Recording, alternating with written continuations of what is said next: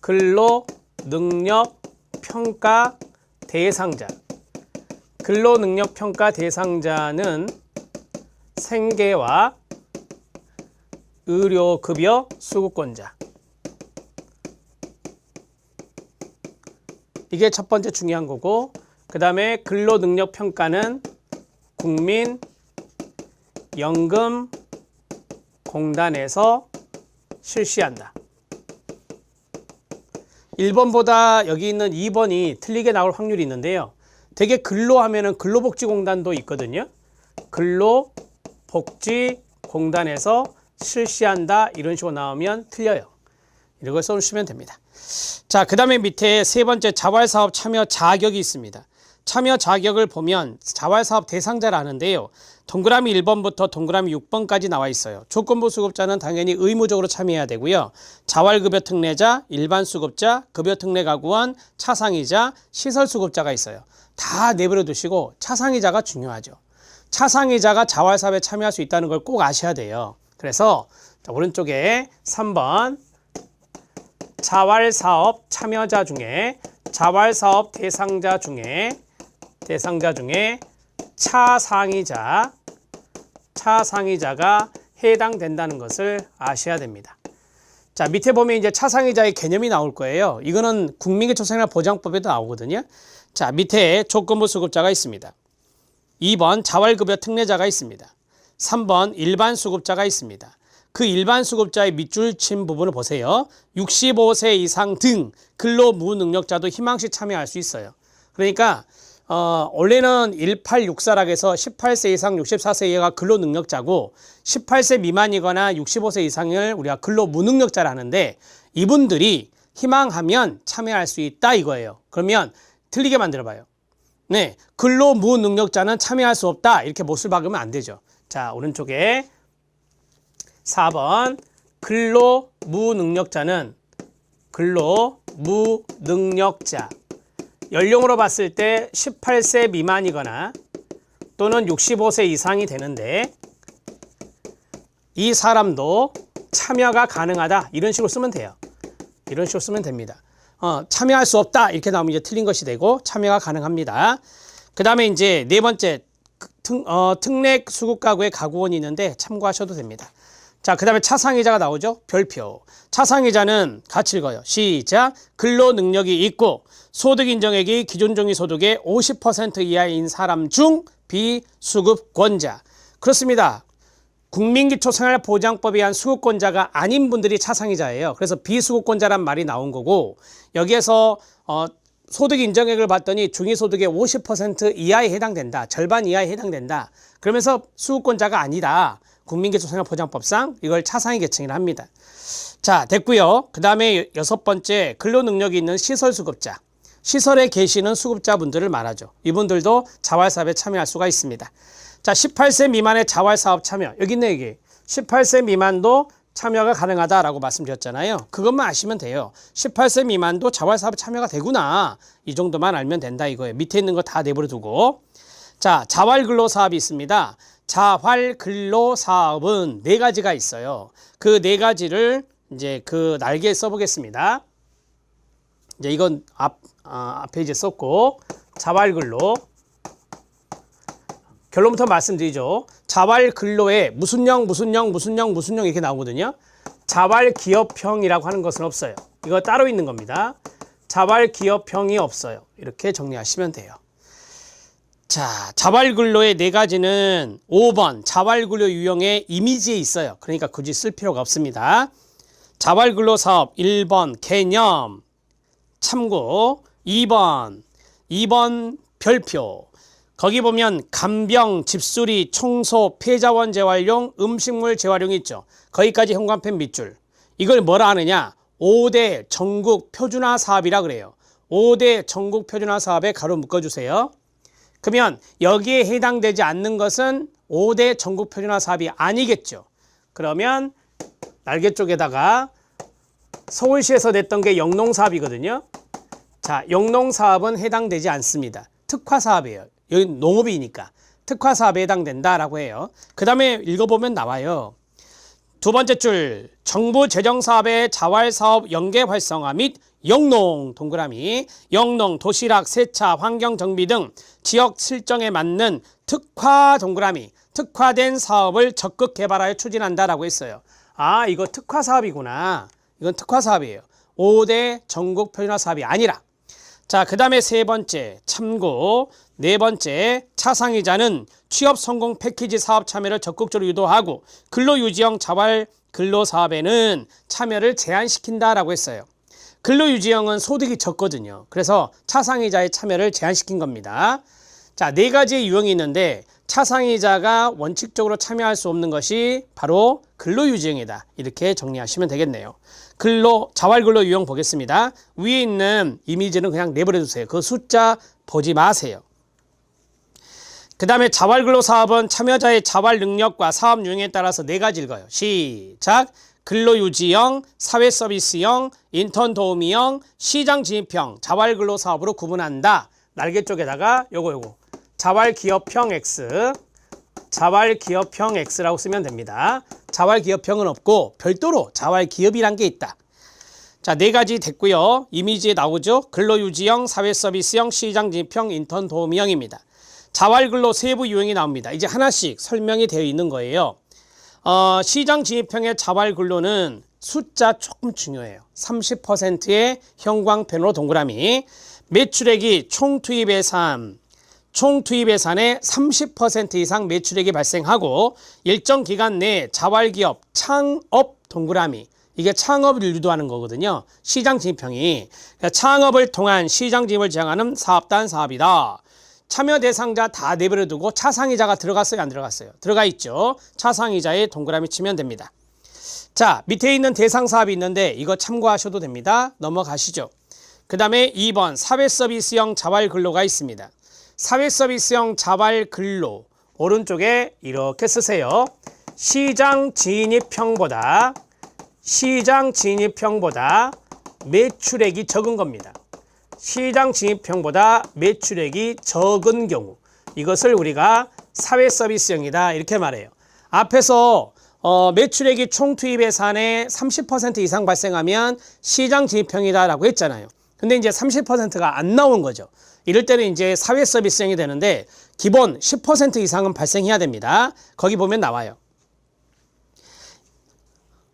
사회적으로 유용한 일자리 제공으로 참여자의 자활 능력 개발과 의지를 고취하여 향후 시장 진입을 준비하는 사업이다. 시장 진입이라는 것은 시장 진입형을 말하는 거예요. 매출액이 좀 더 올라가면 시장 진입형이 되잖아요. 매출액이 총 사업비의 10% 이상은 발생해야 지원을 받습니다. 10% 이상 발생해야 합니다. 자, 참여 대상자의 차상위자가 있나요? 네, 있네요. 차상위자의 동그라미. 이건 형광펜으로 동그라미 치세요. 눈에 띄게. 나중에 그것만 보면 되니까. 그 다음에 이제 대상 사업 및 규모가 있는데 이건 참고하셔도 됩니다. 자, 이렇게 생각하시면 돼요. 매출액이 좋다, 30% 이상 넘어갔다 그러면 시장 진입형으로 갔다가 매출액이 또 경기가 안 좋아서 매출액이 줄어들 수 있잖아요. 그러면 이것은 또 일정 부분 사회서비스형으로 내려왔다가 다시 시장 진입형 갔다가 이렇게 해서 지원을 계속해서 받는 것이죠. 매출액이 10% 이상은 발생해야 되고요. 자, 인턴 도우미형입니다. 인턴, 도우미 다 취업입니다. 취업 유도형의 이것은 지자체, 지역자활센터, 사회복지시설, 일반 기업체 등에서 자활사업 대상자가 자활 인턴 사원으로 근로하면서 기술 경력을 쌓은 후 취업만 동그라미 크게, 자, 취업을 통한 자활을 도모하는 취업 동그라미 유도형 사업, 자활근로 사업이 바로 인턴 도우미형이다. 자, 밑에 보면 차상위자가 포함되는 것도 있고 안 되는 것도 있어요. 자, 거기 보면 1, 2, 3, 4 인턴형은 차상위자가 참여하고요. 복지도우미나 자활도우미는 차상위자가 참여하지 않고요. 사회복지시설도우미는 차상위자가 참여해요. 이거 외우지 마세요. 놔둬요 그냥. 차상위자가 일반적으로 참여할 수 있구나. 이 정도만 아시면 돼요. 자, 그 다음에 사업 유형 및 추진 방법은 참고하시고, 그 다음에 근로유지형이 있어요. 근로유지형이 가장 노동 강도가 낮고 시간도 짧고 소득도 작아요. 그래서 근로유지형은 현재의 자활 근로 능력, 자활 의지를 유지하면서만 동그라미. 그래서 근로유지형이에요. 유지하면서만 동그라미. 유지하면서 향후 상위 자활사업 참여를 준비하는 형태의 사업을 말한다. 거기 차상위자 있나요? 차상이자 참여 제한이라고 돼 있죠. 그 자리만 현관펜 밑줄. 아, 근로유지형은 차상이자가 참여 제한돼 있구나. 왜? 소득이 적으니까. 차상이자는 소득을 좀 더 벌어서, 그래서 취업성공 패키지를 적극 유도한다 그랬잖아요. 소득을 좀 더 벌어서 차상이자에서 벗어날 수 있게 도와주는 게 주목적이니까. 자, 대상 사업이 있는데 이거 참고하셔도 돼요. 자, 넘어가시죠. 자활기업 들어갑니다.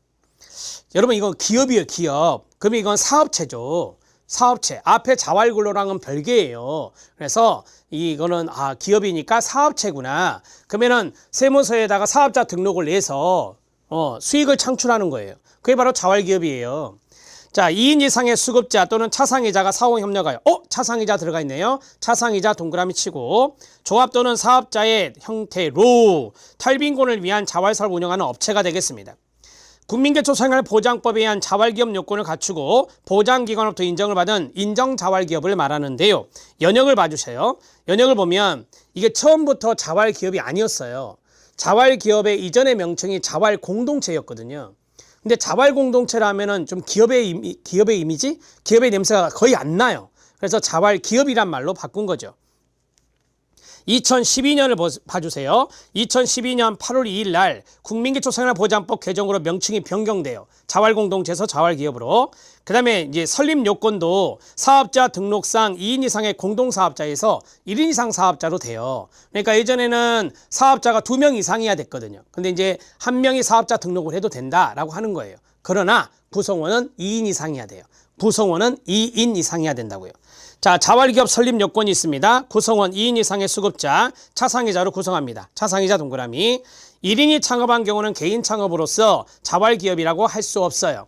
뭐 예를 들어서 이런 거죠. 혼자 사업을 했고 우리가 자영업할 때 근로자가 없잖아요. 혼자 하는 거. 이런 것들이 이제 개인 창업이잖아요. 이런 것들 같은 경우는 자활기업이 될 수 없다. 자활기업이 되려면 2인 이상의 구성원이 있어야 된다라고 하는 거예요. 설립 방식, 조합 또는 부가세법상의 사업자다. 자, 그 다음에 설립 절차는 부가세법상 사업자 등록 절차, 타 법령 조합 설립 절차에 따른다. 참고하십시오. 인정요건, 그 자리 별표. 자, 인정요건 별표. 이 수치가 바뀌었거든요. 그래서 1번이 중요해요. 양가로 1번. 자, 천천히 보겠습니다. 자활기업 구성원은 2명 이상이어야 된다 그랬죠. 여기에서 국민기초생활보장 수급자, 즉 기초수급자라고 생각하면 돼요. 기초수급자가 5분의 1 이상이어야 돼요. 예전에 기초수급자가 3분의 1 이상이어야 된다. 이런 말이 있었는데 그게 아니라 이제 5분의 1 이상이어야 되고, 그 다음에 기초수급자와 차상이자를 합쳤다. 기초수급자와 차상이자를 합쳤을 때는 전체 구성원 중에 3분의 1 이상이어야 된다. 이렇게 정리하셔야 돼요. 예전과 달라졌죠. 그 다음에 이제 구성원들에게 수익금을 배분해야 되는데 최저임금 이상은 줘야 돼요. 2번 모든 자활기업 참여자에 대해 노동관계 법령상 최저임금 이상의 임금 지급이 가능해야 돼요. 최저임금 이상에 가로 쳐주세요. 자, 최저임금 이상을 줘야 지원을 받을 수 있어요.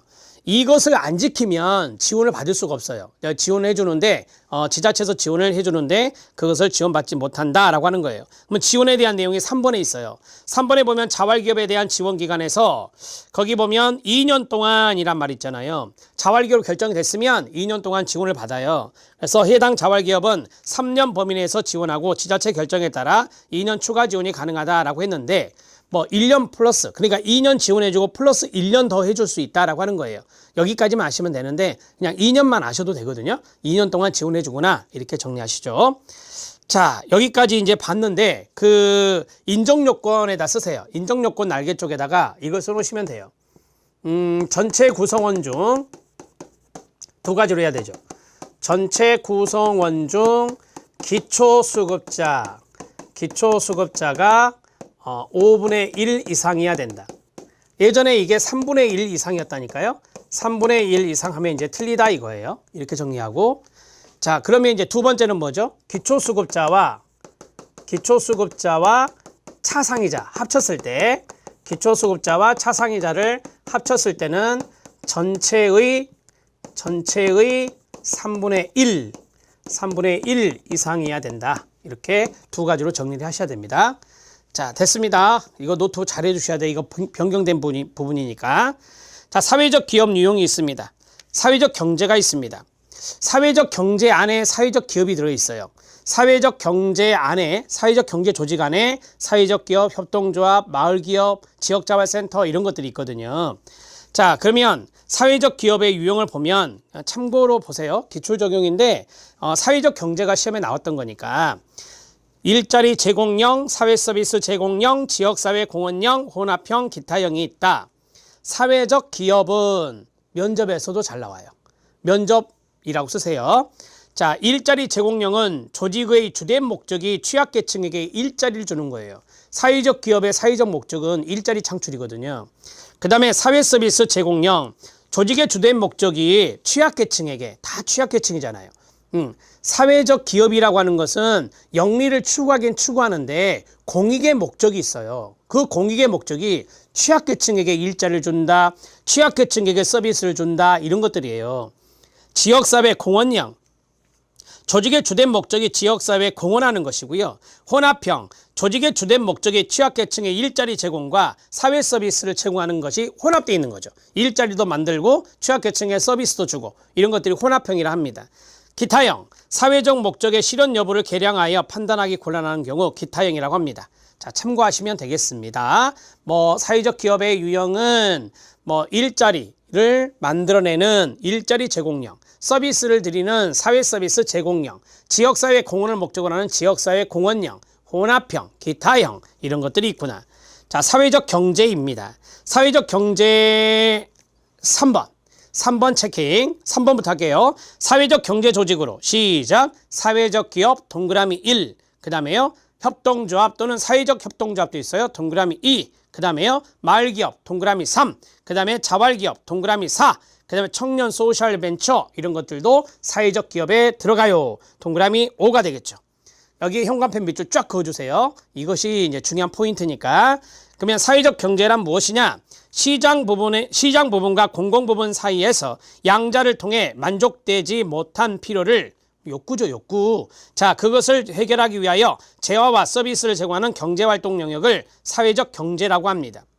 여러분, 사회적이란 말과 경제란 말이 들어갔죠. 두 개가 혼합된 단어잖아요. 그러면 경제는 시장 영역이에요. 그러면 사회적은요, 공공 부분의 영역이에요. 일자리 창출, 지역사회 공헌 이런 거잖아요. 그래서 이 두 가지가 결합되어 있는 거죠. 이 두 가지의 양자를 통해서 욕구를 충족되지 못한 욕구를 해결해 주는 경제 활동에 해당되는 것들이에요. 이런 것들이 사회적 경제다. 개념 잡아드렸고, 그래서 사람 중심이에요. 왜? 공공의 목적이 있잖아요. 사회적 경제는 사람 중심의 공동체 경제로서 자본, 이윤보다는 사람을 개별 기업, 조직의 이익보다는 사회 전체의 이익을 목적으로 하는 경제를 말할 수 있습니다. 이게 사회적 경제예요. 이윤 창출보다는 구성원이나 공공에 대한 공헌을 목적으로 하고 민주적 의사결정과 사회적 가치를 추구하는 이 선의를 가진 이들의 합의에 의한 미션, 사명 이런 것들을 중심으로 경제활동을 수행하는 것이다 라고 했어요. 자, 사회적 경제의 오른쪽 날개에다가 이걸 쓰시면 돼요. 사회적이라는 것은 공공의 목적, 공익의 목적이 있다. 그 다음에 경제는 시장의 영역이다 라고 하는 거죠. 시장의 영역이다. 그럼 공공의 영역에 공익에 뭐가 있느냐? 앞에서 말씀드렸던 대로 자, 공헌, 그 다음에 선의, 그 다음에 일자리 창출, 서비스 제공. 자, 이런 것들이 이제 공공과 연관성이 있는 거고, 그러면 시장 영역은 뭐냐? 영리를 추구한다라고 하는 거예요. 수익이죠, 수익. 수익을, 영리를 창출하는 것, 수익을 창출하는 것이 바로 시장 영역이에요. 그러면 이 돈을 벌었잖아요. 돈을 벌었으면 이쪽으로 뭐 하겠어요? 재투자를 합니다. 공공 영역으로 재투자를 하는 거예요.